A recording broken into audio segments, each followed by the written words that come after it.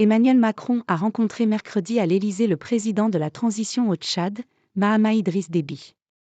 Il a notamment évoqué avec lui les crises régionales, le retrait des forces françaises du Niger ainsi que la situation politique dans le pays.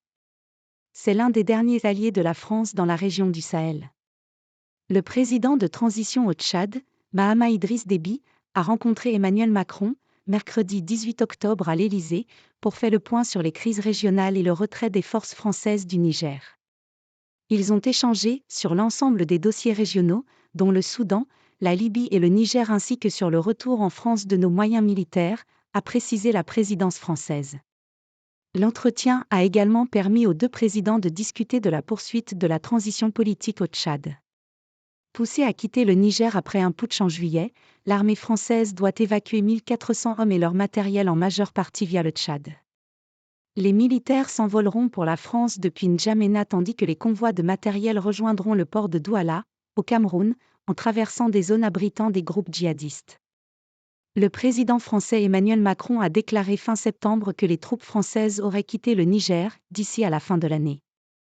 Les experts envisagent, toutefois, plutôt une durée d'environ 6 mois en raison des défis logistiques que pose ce retrait, avec l'équivalent de 2000 conteneurs à rapatrier.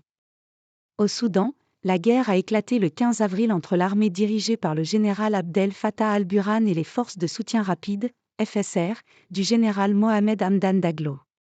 La Libye, également frontalière du Tchad au nord, est de son côté en proie à une crise politique majeure depuis la chute du régime de Mouammar Kadhafi en 2011, minée par les divisions entre l'Est et l'Ouest et par les ingérences étrangères. Crise humanitaire et politique. Le Tchad a appelé lundi à une plus grande solidarité internationale pour l'aider à nourrir et soutenir sa population et les nombreux réfugiés qui l'accueillent, dont 460 000 personnes ayant fui la guerre au Soudan cette année. 2h45. Environ 2,1 millions de personnes souffrent aujourd'hui d'insécurité alimentaire sévère au Tchad, peinant à avoir un repas par jour, selon le Programme alimentaire mondial, PAM, qui décrit une situation catastrophique. Le 20 avril 2021, aussitôt après l'annonce de la mort du président Idriss Déby Itno, tué au front par des rebelles après avoir dirigé pendant 30 ans d'une main de fer le Tchad, une junte de 15 généraux avait proclamé son jeune fils, le général Mahamat Idriss Déby Itno, président pour une période de transition de 18 mois avant des élections.